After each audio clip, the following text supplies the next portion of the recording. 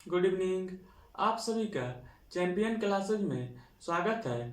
आज के क्लास में मैं आप लोगों को आर एस अग्रवाल बुक से नंबर सिस्टम चैप्टर का क्वेश्चन नंबर 128 बताने वाला हूं। देखिए, यदि क्वेश्चंस इस प्रकार से दिया हुआ रहेगा तो हम इसको कैसे इजीली सॉल्व कर सकते हैं, इसके बारे में हम आज डिटेल्स में बता रहे हैं। ओके, सबसे पहले हम इस क्वेश्चंस को पढ़ लेते हैं, समझ लेते हैं कि क्वेश्चंस क्या दिया हुआ है, उसके बाद में हम इसे डिटेल्स में सॉल्व करेंगे। ओके, दो ऐसी संख्याएं है कि पहली संख्या को 2 बार तथा दूसरी संख्या को 3 बार जोड़ा जाए तो योग 100 प्राप्त होता है। इसी प्रकार पहली संख्या को 3 बार तथा दूसरी संख्या को 2 बार जोड़ने पर योग 120 प्राप्त होता है। इनमें बड़ी संख्या कौन सी है? ओके, क्वेश्चंस कह रहा है कि कोई दो संख्याएं हैं, ओके, जिसमें पहली संख्या को 2 बार, ओके, और दूसरी संख्या को 3 बार जोड़ा जा रहा है तो योगफल जो है वो 100 प्राप्त हो रहा है। ओके, तो ऐसे समझिए, यदि कोई संख्या हो और उसको 2 बार करके जोड़ा जा रहा है तो हम ऐसे कह सकते हैं कि उस संख्या को 2 गुना किया गया है। ओके, यानी कि किसी संख्या को 2 बार जोड़ने का मतलब क्या हुआ कि उस संख्या को 2 गुना करना। ओके, वैसे ही किसी संख्या को 3 बार जोड़ने का मतलब यह हुआ कि उस संख्या को 3 गुना करना। ओके, समझने वाली बात इस क्वेश्चंस में यह है कि कह रहा है क्वेश्चंस की कोई ऐसी संख्या है जिसे 2 बार करके जोड़ने पर और कोई दूसरी संख्या है जिसे 3 बार करके जोड़ने पर जो योगफल है वह 100 प्राप्त हो रहा है। ओके, तो 2 बार किसी संख्या को जोड़ा जा रहा है तो इसका मतलब यह है कि उस संख्या को 2 गुना किया गया है। ओके, वैसे ही किसी दूसरी संख्या को 3 बार जोड़ा जा रहा है, इसका मतलब यह है कि उस संख्या को 3 गुना किया गया है, तब उसके बाद में ऐड किया जा रहा है। ओके, तो हम ऐसे कह सकते हैं कि कोई दो संख्या है, ओके, वह संख्या हमें पता नहीं है कि वह दो संख्या कौन है। ओके, हम दो संख्या को मानेंगे कि पहली संख्या जो है x है और दूसरी संख्या जो है y है। ओके, हमें संख्या जो है क्लियर नहीं मालूम है कि वह दो संख्याएं कौन कौन सी है। ओके, तो हम सबसे पहले संख्या को कुछ ना कुछ मान लेते हैं। ओके, माना कि संख्याएं क्रमशः x और y है। ओके, यहाँ पे हमने पहली संख्या को x मान लिया है और दूसरी संख्या को y मान लिया है। ओके, अब देखिए, अब क्वेश्चंस क्या कर रहा है कि पहली संख्या को 2 बार तथा दूसरी संख्या को 3 बार जोड़ा जाए। ओके, यानी कि हमने यहाँ पे पहली संख्या को क्या माना है? x माना है। तो यदि x को 2 बार जोड़ा जा रहा है तो कितना होगा?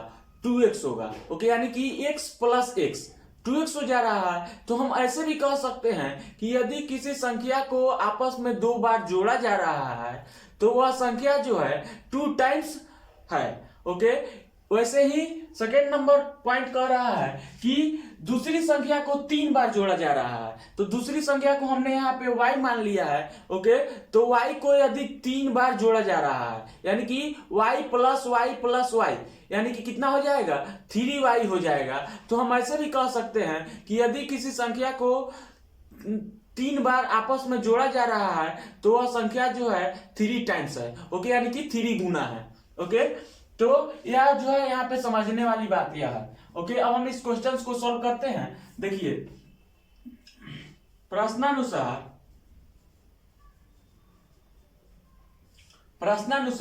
पहली संख्या को 2 बार, ओके, यानी कि पहली संख्या को हमने यहाँ पे क्या माना है? x माना है, तो x को 2 बार जोड़ा जा रहा है। ओके, यानी कि x प्लस x किया जा रहा है। तो हम ऐसे भी कह सकते हैं कि यदि किसी संख्या को 2 बार जोड़ा जा रहा है तो वह संख्या जो है 2 गुना है। ओके, तो यहाँ पे 2 बार जोड़ने पर क्या हो जाएगा? 2x हो जाएगा। ओके, x को यदि 2 बार जोड़ा जा रहा है तो x जो है वह 2 गुना हो जाएगा। अब देखिए, अब क्वेश्चन क्या कर रहा है कि दूसरी संख्या को 3 बार जोड़ा जा रहा है, तो दूसरी संख्या को हमने y माना है तो y को 3 बार जोड़ा जा रहा है, यानी कि y प्लस y यानी कि 3y हो गया। ओके, हम ऐसे भी कह सकते हैं कि किसी संख्या को यदि 3 बार जोड़ा जा रहा है तो वह संख्या जो है 3 गुना है। ओके, तो यहाँ पे जोड़ा जा रहा है तो यहाँ पे प्लस हो गया, और यह जो है कितना हो जाएगा 3y हो जाएगा, यानी कि 3 बार इसको जोड़ा जा रहा है तो यह जो है कितना हो जाएगा 3y हो जाएगा। ओके, और जोड़ा जाए तो योग 100 प्राप्त होता है, यानी कि 2x plus 3y is equal to 100, यानी कि ये कोई इक्वेशन जो है हमसे इससे मिल गया। अब देखिए अब सेकेंड नंबर टर्म क्या कर रहा है, इसी प्रकार पहली संख्या को 3 बार। ओके, अब पहली संख्या को 3 बार, पहली संख्या को हमने x माना है तो पहली संख्या को यदि 3 बार अब जोड़ा जाएगा तो यह जो है कितना हो जाएगा 3x हो जाएगा, यानी कि x को 3 बार जोड़ा जा रहा है तो x plus x is equal to 3x हो जाएगा, तो यह जो है 3 टाइम्स हो जाएगा। ओके, तो x को 3 बार जोड़ेंगे तो 3x हो जाएगा।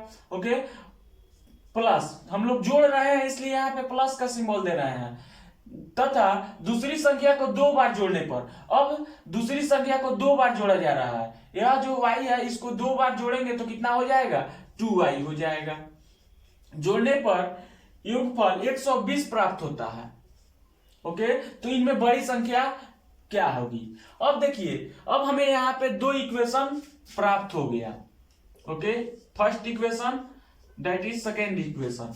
ओके, अब देखिए अब हम इस इक्वेशंस को सॉल्व कर देंगे। ओके, एक्स वाई का वैल्यू हमें फाइंड आउट करना है, इन वैल्यू में जो भी बड़ा नंबर्स आएगा वही हम लोग का आंसर हो जाएगा। ओके, क्योंकि इनमें हम लोग को बड़ी संख्या फाइंड आउट करना है, तो एक्स और वाई में दोनों में से जिसका भी बड़ा मान प्राप्त होगा वही हम लोग का आंसर हो जाएगा। अब देखिए अब हम इसको सॉल्व कर रहे हैं, हमें यहाँ पे देख रहे हैं कि यहाँ पे 2 है, 2x है और नीचे में 3x है, तो हम ऐसे कह सकते हैं कि ऊपर वाले इक्वेशन में अगर हम 3 से मल्टीप्लाई कर दें और नीचे वाले इक्वेशन में यदि हम 2 से मल्टीप्लाई कर देंगे तो यह जो टर्म जो है यह कट जाएगा। ऊपर वाले में यदि हम 3 से मल्टीप्लाई करेंगे तो यह जो है 6x हो जाएगा, और नीचे वाले इक्वेशन में यदि हम 2 से मल्टीप्लाई कर देंगे तो यह 6 हो जाएगा। ओके, यदि किसी भी इक्वेशंस में सेम नंबर से आप मल्टीप्लाई करेंगे तो इक्वेशंस पे कोई भी इफेक्ट नहीं पड़ता है। ओके, यानी कि ऊपर वाले में यदि हम 3 से मल्टीप्लाई यदि कर भी देते हैं तो दोनों इक्वेशन जो होगा वह सेम ही होगा। ओके, और नीचे वाले में यदि हम 2 से मल्टीप्लाई कर देते हैं ओके तो हमारा इक्वेशंस पे कोई भी इफेक्ट नहीं पड़ेगा और यहाँ पे जो है कट जाएगा, इसीलिए हम यहाँ पे मल्टीप्लाई कर रहे हैं। अब देखिए अब मल्टीप्लाई करने पे क्या हो रहा है, 3 से 2 में मल्टीप्लाई करेंगे तो 6 हो गया, 6x, x जो है x ही रह गया, फिर इस 3 प्लस है तो प्लस। ओके, 3 में 3 से मल्टीप्लाई करेंगे तो 9। ओके, y जैसे है वैसे हो गया, इज इक्वल टू 100 में 3 से मल्टीप्लाई करेंगे तो 300। ओके, फिर वैसे ही इस इक्वेशन में हम 2 से मल्टीप्लाई करेंगे तो कितना हो जाएगा 6x। Okay, plus 4y is equal to 120 में 2 से मल्टीप्लाई करेंगे तो 240 हो जाएगा।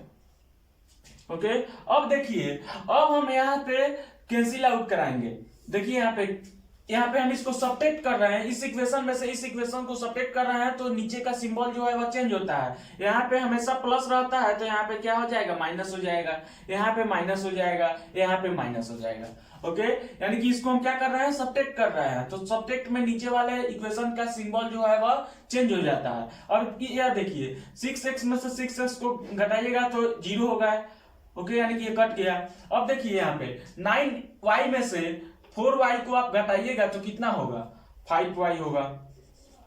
ओके, इक्वल टू, और 300 में से 240 को आप सब्ट्रैक्ट कीजिएगा तो कितना हो जाएगा 60 हो जाएगा। अब देखिए यहां से y का वैल्यू हम लोग को मिल जाएगा, 5y इज इक्वल टू 60 आ रहा है तो y इज इक्वल टू कितना हो जाएगा 60/5 यानी कि 12। y का वैल्यू जो है वो कितना हो गया 12 आ गया।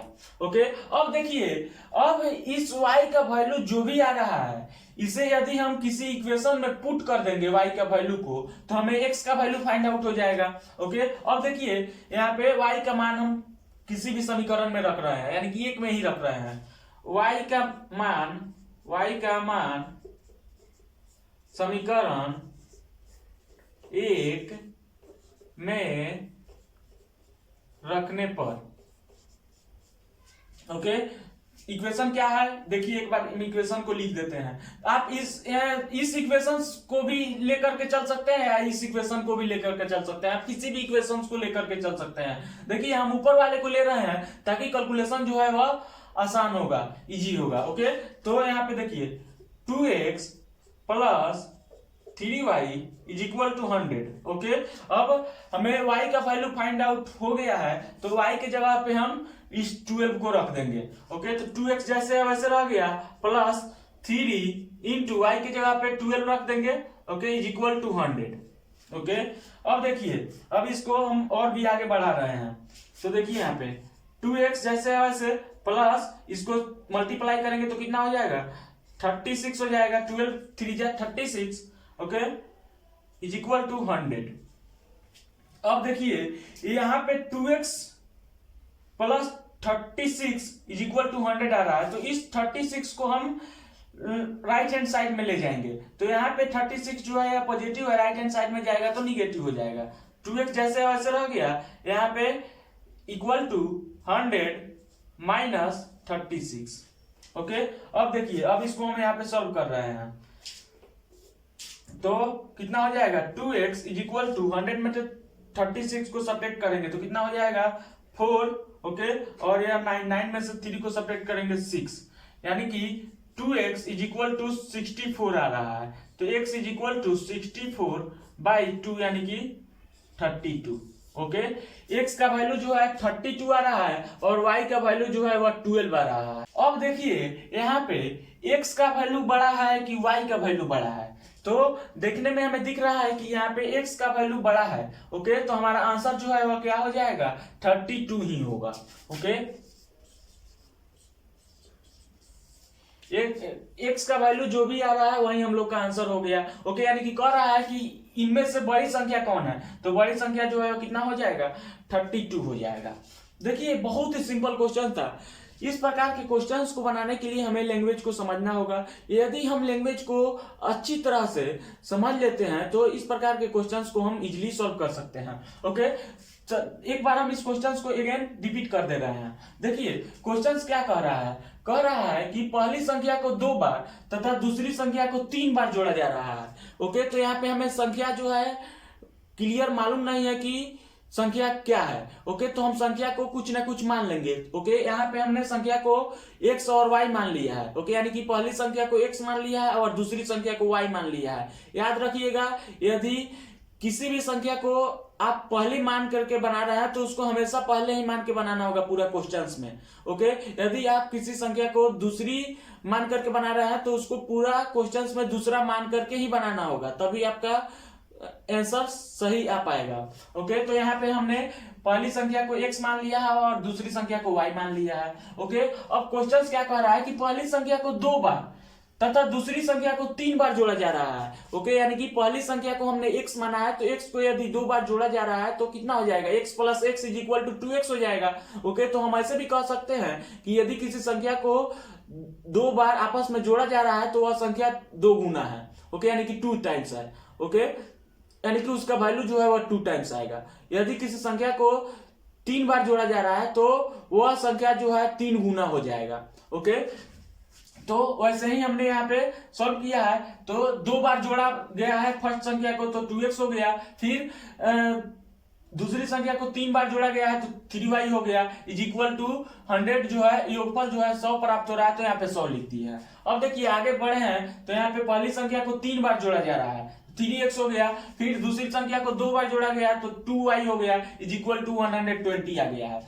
अब देखिए यहाँ पे हम देख रहे हैं कि यहाँ पे 2x है और यहाँ पे 3x है, तो इसको इक्वल करने के लिए यानी कि हमको इसको कैंसिल आउट कराना है, तो इक्वल करने के लिए ऊपर वाले इक्वेशन में हम 3 से मल्टीप्लाई कर दिए हैं और नीचे वाले इक्वेशन में 2 से मल्टीप्लाई कर दिए हैं। ओके, आपको एक बात बेसिक मालूम होनी चाहिए कि यदि किसी इक्वेशंस में आप किसी सेम नंबर से मल्टीप्लाई करते हैं तो उस इक्वेशंस पे कोई भी इफेक्ट नहीं पड़ता है। ओके, यानी कि इस पूरे में अगर आप किसी भी नंबर से मल्टीप्लाई करते हैं तो यह इक्वेशन और आप मल्टीप्लाई जो किए हैं उस इक्वेशन दोनों सेम होगा। ओके, यानी कि यहाँ इस क्वेश्चन में हम अगर देखते हैं तो 2x plus 3y is equal to 100 is equal to 3x plus 9y equal to 300, यानी कि यह दोनों इक्वेशन जो है वह सेम है, यानी कि इस इक्वेशंस के बदले में हम ऐसे भी लिख सकते हैं, कोई दिक्कत नहीं है। ओके, तो किसी भी इक्वेशंस में यदि आप किसी नंबर से मल्टीप्लाई करते हैं तो उस इक्वेशंस पे कोई भी इफेक्ट नहीं पड़ता है। ओके, तो इस इक्वेशंस में हमने 3 से मल्टीप्लाई कर दिया है और इस इक्वेशंस में हमने 2 से मल्टीप्लाई किया है। क्यों मल्टीप्लाई किया है? क्योंकि हमें इसको कैंसिल आउट कराना है, तो यहाँ पे 6 हो जाएगा, यहाँ पे भी 6 हो जाएगा, तो ये कट जाएगा। ओके, तो इसलिए हमने मल्टीप्लाई किया है, तो मल्टीप्लाई करने पे यह प्राप्त हो गया है। तो अब देख रहे हैं कि इसमें से हम इसको सब्ट्रैक्ट कराए हैं, तो 6 में से 6 को सब्ट्रैक्ट करेंगे तो कैंसिल आउट हो गया। ओके, 9y में से 4y को सब्ट्रैक्ट करेंगे तो 5y हो जाएगा, और 300 में से 240 को सब्ट्रैक्ट करेंगे तो 60 हो जाएगा। अब देखिए 5y इज इक्वल टू 60 आ रहा है, तो 5y y का वैल्यू कितना हो जाएगा? 12 हो जाएगा। ओके, अब यहाँ पे देख रहे हैं कि y का वैल्यू जो है हमें फाइंड हो गया, तो हमें x का भी वैल्यू फाइंड आउट करना है। क्यों? क्योंकि हमें बड़ा नंबर्स बताना है कि बड़ा नंबर्स कौन है। केवल एक ही नंबर प्राप्त कर लेने से हमें यह क्लियर नहीं हो रहा है कि कौन सा नंबर बड़ा हो रहा है। ओके, तो फिर हम y का मान जो है किसी भी इक्वेशंस में रख देंगे, तो हमारा x का वैल्यू जो है वह 32 निकल जाएगा। ओके, यानी कि हमारा आंसर जो है वह 32 आ जाएगा। आई होप आपको यह समझ में आ गया होगा। देखिए हम बहुत डिटेल्स में आपको बताते हैं ताकि थोड़ा भी डाउट ना हो और आपका कंसेप्ट जो है वह बिल्डअप हो सके। ओके, आई होप ये आपको समझ में आ गया होगा। अब हम लोग नेक्स्ट क्लास में नेक्स्ट क्वेश्चंस के साथ में मिलेंगे, तब तक के लिए बाय बाय, टेक केयर।